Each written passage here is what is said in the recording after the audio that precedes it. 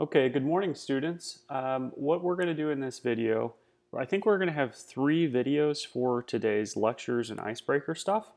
And the rationale behind that is just that this common area that you guys are probably seated in right now it's just not a great space acoustically. So Autumn, Zach, and I will be available to answer questions as you guys are navigating through these videos. I'm going to do the best job that I can to explain things clearly the first time in these videos, but by all means flag us if you get confused by something I've rolled out in a video or if whatever comes up. I mean, this is our first rollout of this video series, so we're going to see how it goes. Give us feedback, let us know what works and what doesn't, and yeah, I hope it goes well. We want to stay in touch with you guys as you continue your learning, so touch base with us frequently. All right, so what we're going to do in this video is to go ahead and set up an app that will encapsulate all of the icebreaker challenges we're going to do throughout the rest of the week. So to make that happen, we're going to go over to our JavaScript library folder that has, you guys have probably 0-pre-work, 1- I don't know, JS fundamentals, you've got 2, 3, and 4, and then 5-React fundamentals is where we had put our React Gitbook app, hopefully. If not, you can, at a later point, I wouldn't do that right now, you can go ahead and move your React Gitbook app inside 5-React fundamentals. We've got the start of our Pi client that's sitting there too. That's going to be the 3rd video that I roll out for you guys today. I'll show you how to finish up the Pi client that we meant to do last week. And we're going to add another app in there. Let me refer to my notes real quick to make sure I've got the name correct. Okay, so we're going to call this React Challenges. So down in our terminal, again, at this point, I think some of you guys are using your command line. That's totally fine. The terminal is nice and easy inside of Visual Studio Code, so it's a great space to have multiple windows open, and you can run multiple apps at the same time. All right, so I'm going to navigate inside of 5-React Fundamentals. After getting inside JavaScript library first. Okay, and I'm going to do a create React app, and let me again refer to the name. I think that was React Challenges. Create React app, React Challenges. Okay, and I'll let this do its thing for just a second. We've got some extra dependencies that don't come with Create React App right out of the gate that we're going to throw into this app. So as this is loading, I'm going to go ahead and refer to the new package.json that we want to use for this React Challenges app. I'm going to copy and paste it. I know that's not something that you guys have available to you through the video, so I think the easiest way to solve that problem is probably to just post this package.json in a comment at the bottom of the video. So you've got it available to you. So that's still loading. I'll go ahead and look forward at my notes as you guys are doing that. Okay, and I can go ahead and describe what this is doing. So the React Challenges app is going to feel a little bit like the React Gitbook app, where you've got a sidebar that links to different pages. We're going to use that same format here. So in essence, today, tomorrow, and then Wednesday, you'll have a different page that's linkable in your sidebar so you can see your solution to that challenge. So it's a good additional practice with React Router that lets you navigate between pages inside your single app. And it's a really clean way to keep your code organized by using that. All right, so React Challenges is a go. Let's go ahead. First, let's test to make sure that Create React App ran correctly. So I'm still sitting inside 5-React Fundies. I'll do an ls to see what's inside. I'll cd into React Challenges, and then I'll run an npm start. And hopefully we got that spinning React logo and that kind of like dark blue gray page background.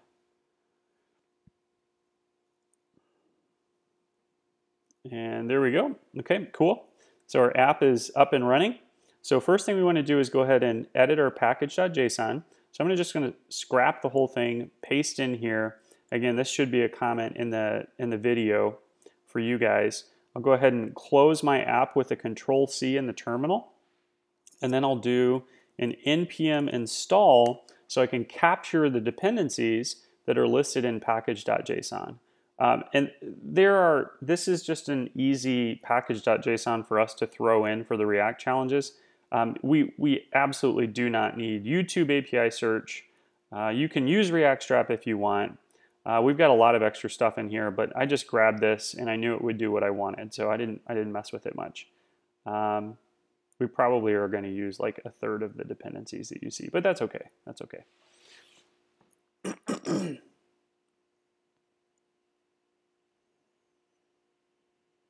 Okay. So we're getting there.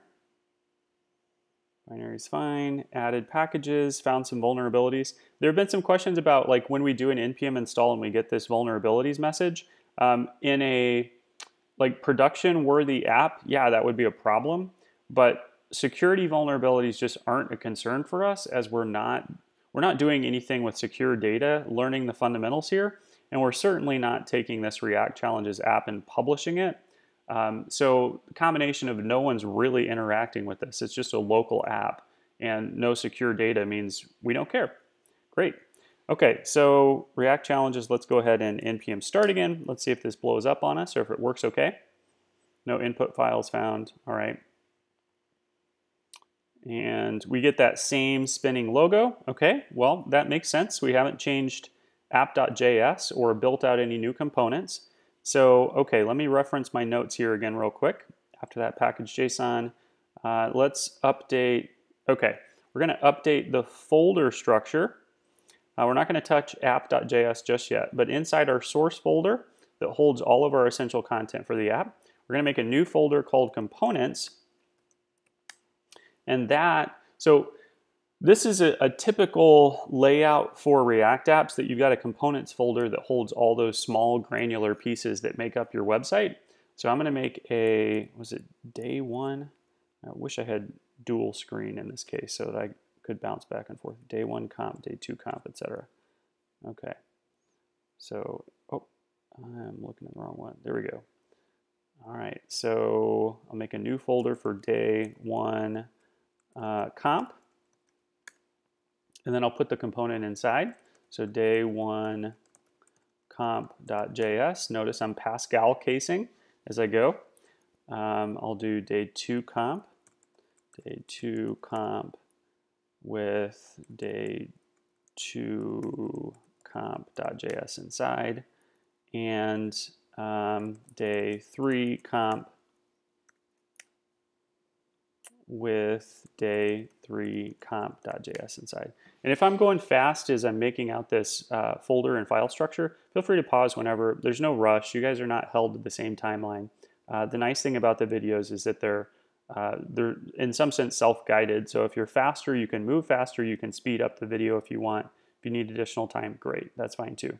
I think I also need a sidebar component. So I'm going to go ahead and make that. And I'm going to make that in a level above all my other components, because sidebar will house day one, day two, and day three. Okay, so I've got that going. Now I want to update app.js with the following code. I think I'm just going to plop this in here to save a little bit of time. So app.js, take this whole thing, copy and paste. You can see what we've done here. The app still runs. If I go back to Chrome, oh, nope, doesn't. Got an object. Okay, we'll fix that in just a second. So line one, we're importing React, we're importing component, so we don't have to do extends React component down here. Browser router, this whole thing inside the curly braces, that's pulling in the browser router package, and then as router just allows us to rename it for convenience sake. So instead of calling browser router down here in green that I'm highlighting, we can say just router instead. And that's what lets you navigate between pages in your single page application inside of your spa. We import the sidebar, and that looks fine. Oh, and then, okay, so that's probably going to break because we're trying to call sidebar, but the sidebar has no content. So that's a problem for now. So we've updated app.js. It's pretty simple at the moment. And I'm going to go ahead and I think I'll do a copy paste on this, and just you guys can then pause the video to catch up on it. So this is for our sidebar. So sidebar content is in there. And I'm going to hold the video right there. Scroll down just a little bit so you can pause in both places and get all the content you need. And then let's go ahead and talk about what's going on in sidebar. So as is the usual, we've got an import of React in line 1 that lets us do quite a few things. It lets us use this JSX that I'm highlighting for you now. It lets us define these components that return JSX. Gives us access to lifecycle methods. It does a lot of stuff. Line 3 then, we're importing route and link, again from React Router DOM. We've seen that package when we use the imported router in app.js right here. Route and link, basically just the route is responsible for firing off a component when your URL contains, as is the case in line 19, day/1/challenge.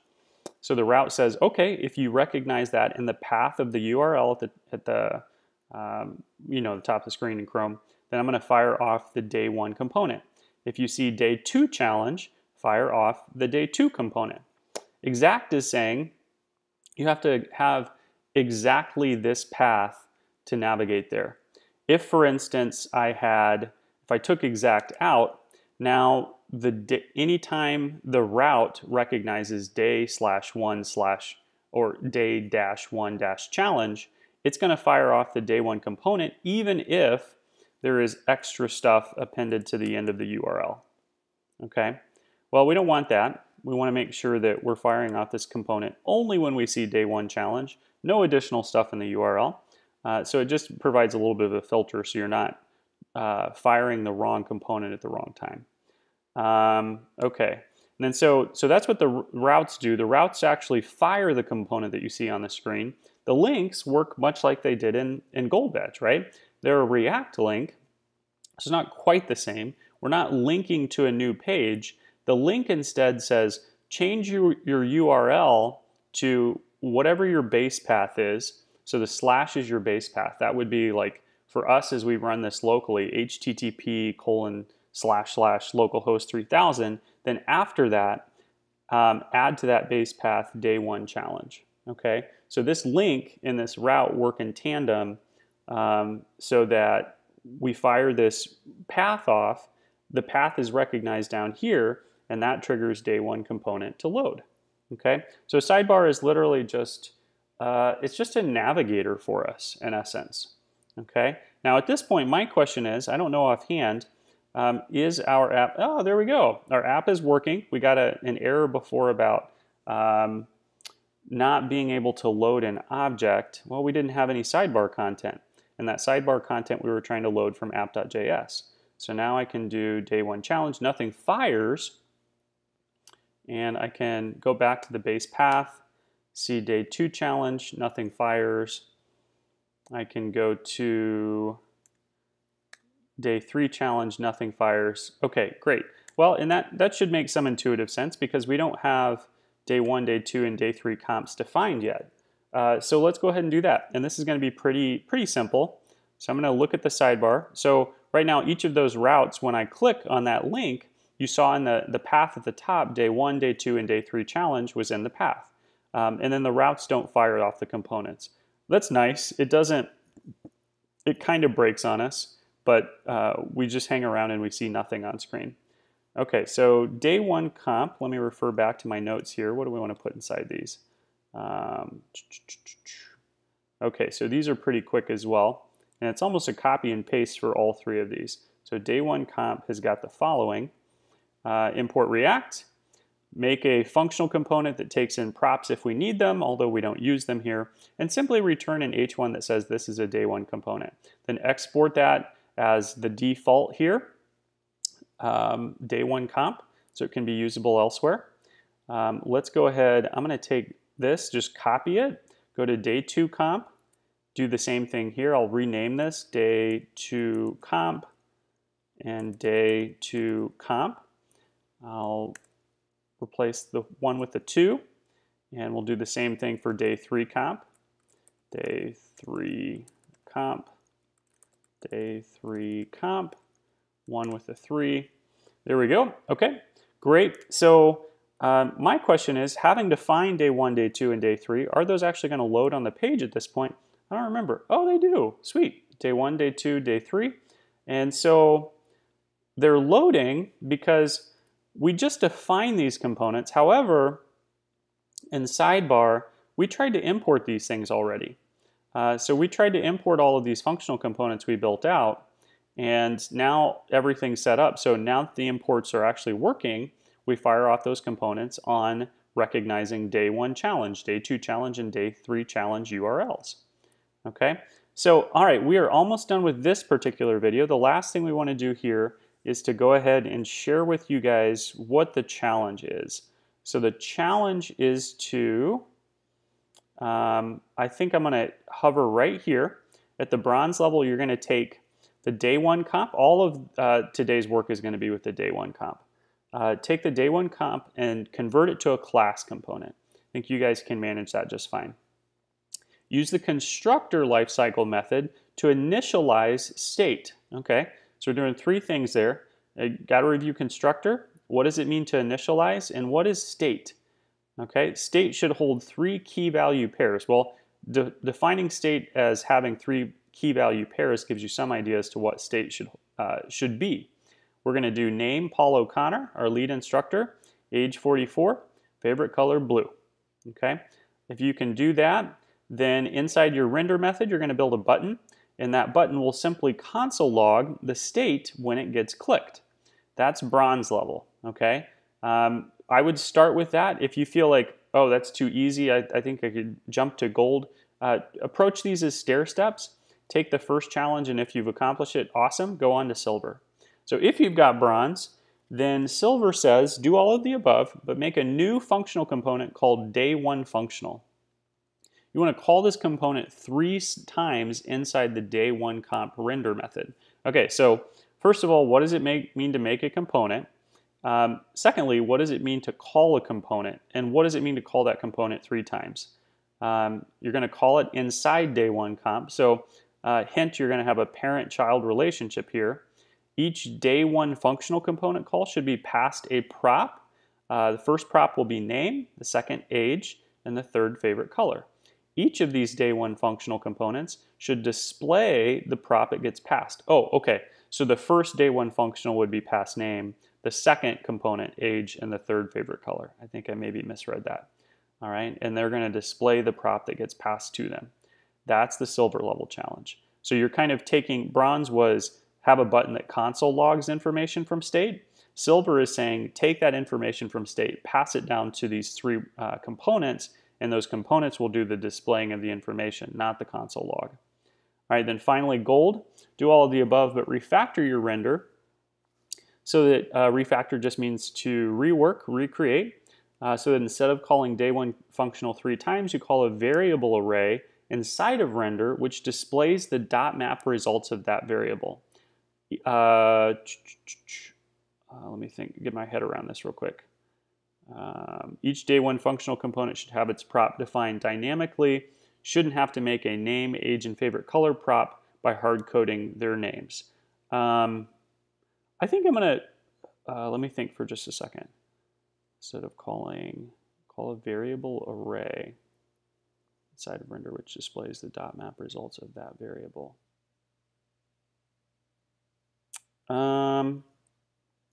I think I'm going to go ahead and pause the video here. I need to wrap my head around the interpretation of that a little bit.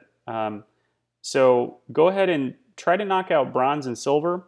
If you have questions on the interpretation of gold, I'll probably answer those questions in class with you guys tomorrow.